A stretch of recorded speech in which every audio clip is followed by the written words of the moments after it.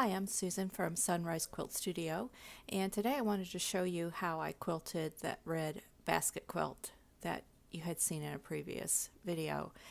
I decided to do a combination of traditional and modern quilting, and for the border I chose a herringbone pattern, and I'm using an off-white thread by Coates & Clark, and I use this thread throughout the quilt. And so the quilting in the red sections is pretty prominent, as you can see here. Now this is all freehand. I did use some ruler work in the basket, and I will show you that here in just a few seconds.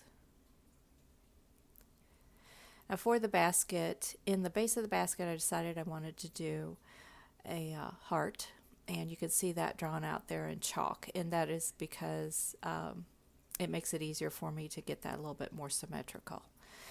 The rectangular sections on the side of the basket, I did a little feather, and you can see that is just a traditional feather here, and I'm using my ruler to kind of get to one point, from one point to the other, and I did continuous curve in the red points of the basket.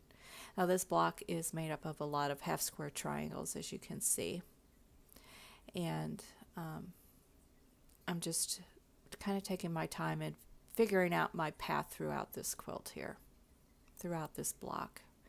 By the time I got down to the last row, I had a more of a smooth transition around things. And in the upper part of this half square triangle, I'm just doing some straight line work from the center of the base of that triangle up to the points where the smaller red triangles are at the top of the basket handle. And this little ruler is helping me stitch in the ditch to get to the area that I want to be in to do the quilting. And I'm going to just stitch over to the next rectangle over here and then do the feather work in that section. Now the machine is in stitch regulated mode, and I have that on, I think, 10 stitches per inch at this point. And that just allows me to take my time.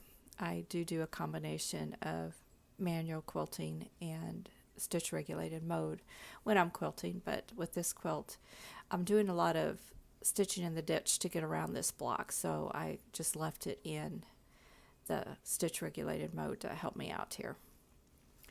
And then in this bottom section of the quilt I'm going to do another continuous curve, as you can see here, and just using the previous stitching as my guideline to get that center section in. And then I'm securing my stitching in the ditch there in the seam line, and then just clipping my threads. And then there's the completed block, and I'm just brushing off the chalk there. I just used a piece of chalkboard chalk to draw in that heart.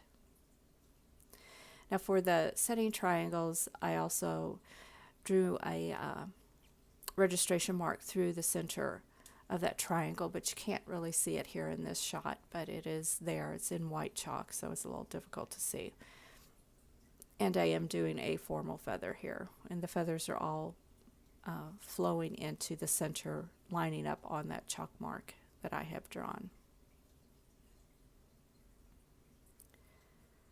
Now the thread that I am using is Coates & Clark's. The color I wanted I was out of, and I didn't want to wait for an order to come in through the mail, so I ran to my local fabric store and picked up a spool of Coates & Clark's machine quilting thread, and it is 100% cotton, and it runs really smoothly in this machine. It is a little bit more linty than the thread I normally use, but it isn't difficult to work with, and it has a really nice look to it. It puts down a pretty stitch, so it was a good substitute for what I normally use. And then I'm just going to scooch on over to the next section and move the machine out of the way so that you can see this finished block. There we go, and there is that completed section.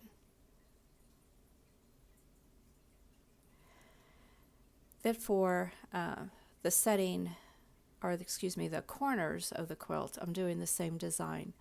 And when you'll see a picture of the completed quilt at the end, and you'll notice that the feathers are in a different direction compared to the setting triangles, and that's I'm going by the position of the triangles as opposed to getting all the feathers going in the same direction.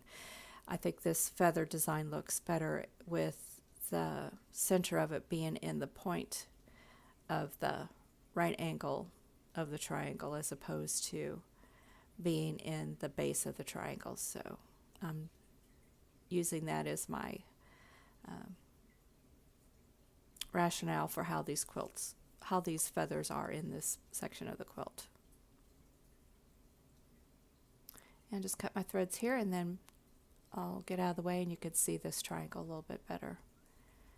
And there it is, it's all completed.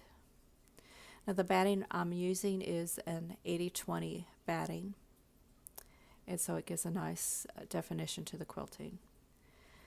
For the alternate blocks, I decided to do a feather wreath, and I'm using a little medicine cup that comes with like cough syrup that you buy in the store, and using that as the base.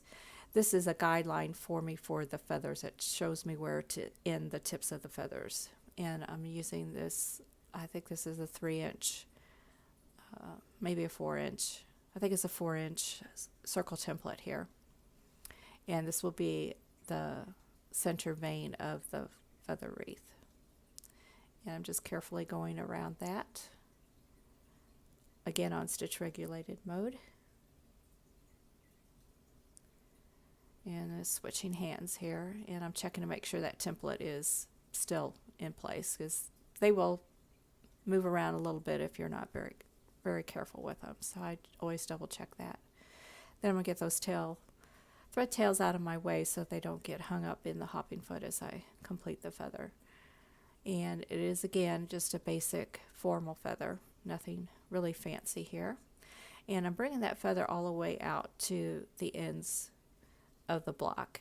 Now sometimes I will stitch a 1/4 inch inside of the block, making a frame, but on this quilt I decided the block was small enough. It's just a little bit under 8 inches. It's about, I think it's about 7.5 to 7 3/4 inch. I can't remember exactly, but it's not quite 8 inches.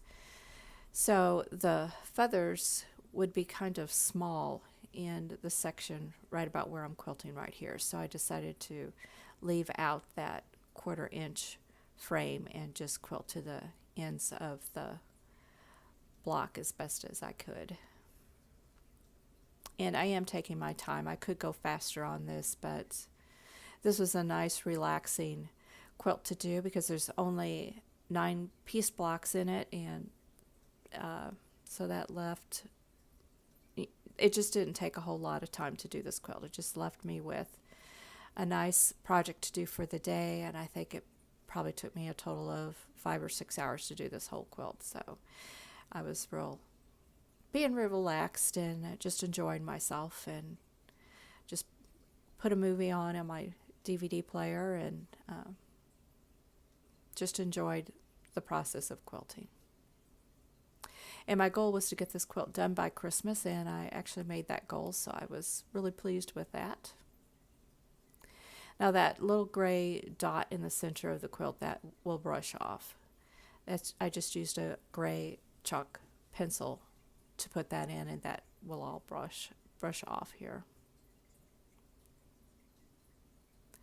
And there we are. There's the quilt is completed, and here's a couple photos of it. And I really enjoyed this project. I hope you enjoyed this video. Thanks for watching. For more quilting ideas, click on the video links. And to keep up with my newest projects, click on the subscribe button. I hope to see you again soon.